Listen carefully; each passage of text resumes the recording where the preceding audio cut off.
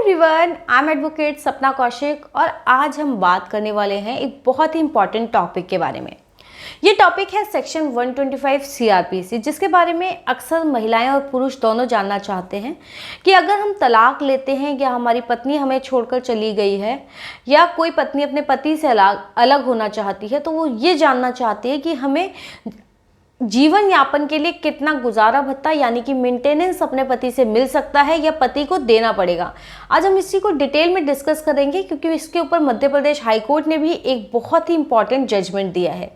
लेकिन उससे पहले एक और इम्पॉर्टेंट बात कि अगर आपने हमारा यूट्यूब चैनल अभी तक सब्सक्राइब नहीं किया तो प्लीज़ चैनल को सब्सक्राइब कीजिए ताकि हम आपको ऐसे ही लीगल अपडेट्स दे सकें।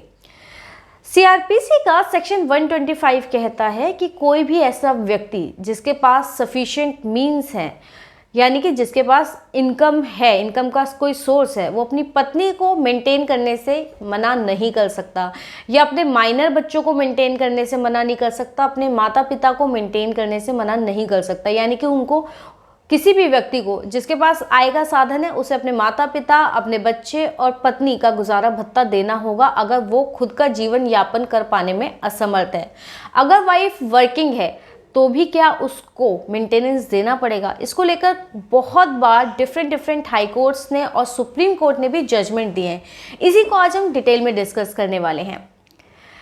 तो मध्य प्रदेश हाई कोर्ट ने अभी एक महत्वपूर्ण फैसला देते हुए ये कहा कि यदि पत्नी के पास उच्च शिक्षा की डिग्री है तो यह उसे भरण पोषण के अधिकार से वंचित करने का आधार नहीं हो सकता। जस्टिस प्रेम नारायण सिंह की पीठ ने पत्नी को प्रति माह जो 10,000 रुपये का गुजारा भत्ता देने का फैमिली कोर्ट का ऑर्डर था उसे बरकरार रखते हुए ये बात कही। पत्नी को 10,000 रुपये का मेंटेनेंस का ऑर्डर मिल गया था फैमिली कोर्ट से, जिसे हस्बैंड ने मध्य प्रदेश हाई कोर्ट में चैलेंज किया था। और वहीं पर ये बातें डिस्कस हो रही थी कि क्या अगर वाइफ पढ़ी लिखी है तो भी क्या उसको मेंटेनेंस मिलेगी, क्या तब भी वो गुजारे भत्ते की हकदार है। तो यही जस्टिस प्रेम नारायण सिंह ने ये कहा कि अगर पत्नी पढ़ी लिखी है तो भी इसका मतलब ये नहीं है कि आप उसको मेंटेनेंस देने से मना कर देंगे। कोर्ट ने अपने आदेश में बताया कि सीआरपीसी की जो धारा है 125 वो क्या है। उन्होंने कहा कि ये समाजवादी कानून का एक हिस्सा है जिसका उद्देश्य एक ज़रूरतमंद महिला की स्थिति में सुधार करना है। कोर्ट में पति ने तर्क दिया कि उसकी पत्नी 18 महीने से उसके साथ रही है, मतलब सिर्फ शादी के बाद सिर्फ 18 महीने ही तो उसके साथ रही है, इसलिए उसको इतनी ज़्यादा अमाउंट देने के लिए पनिशमेंट नहीं किया जा सकता। यानी पति का कहना था कि सिर्फ 18 महीने साथ रही है और आप कह रहे हैं मुझे कि मैं उसे 10,000 रुपये महीने दूं, ये तो बहुत ज़्यादा है।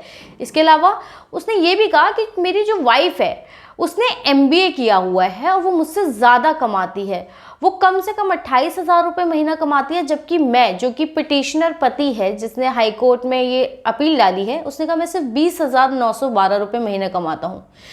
कोर्ट ने कहा कि यदि पत्नी के पास उच्च शिक्षा की डिग्री है तो ये सुनिश्चित नहीं किया जा सकता कि वो अपना भरण पोषण करने में सक्षम है।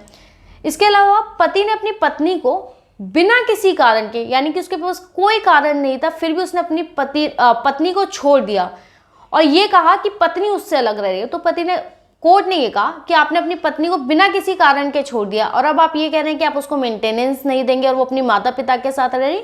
ये बात हम नहीं समझ पा रहे और आप इसको साबित नहीं कर पाए, इसलिए आप 2 कारणों से आपको अपनी पत्नी को पैसे देने ही होंगे मेंटेनेंस।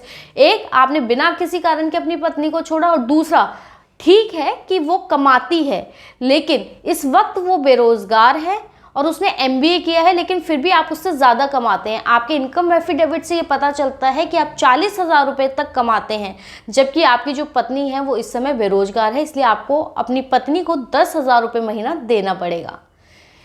इस जजमेंट से और डिफरेंट हाई कोर्ट्स ने जो वक्त पर अपने जजमेंट्स दिए हैं या सुप्रीम कोर्ट के कई जजमेंट्स हैं, उन सबसे ये साबित होता है कि अगर पत्नी पढ़ी लिखी भी है लेकिन फिर भी खुद को मेंटेन करने में अगर असमर्थ है तो उसे पति से मेंटेनेंस का ऑर्डर मिल सकता है।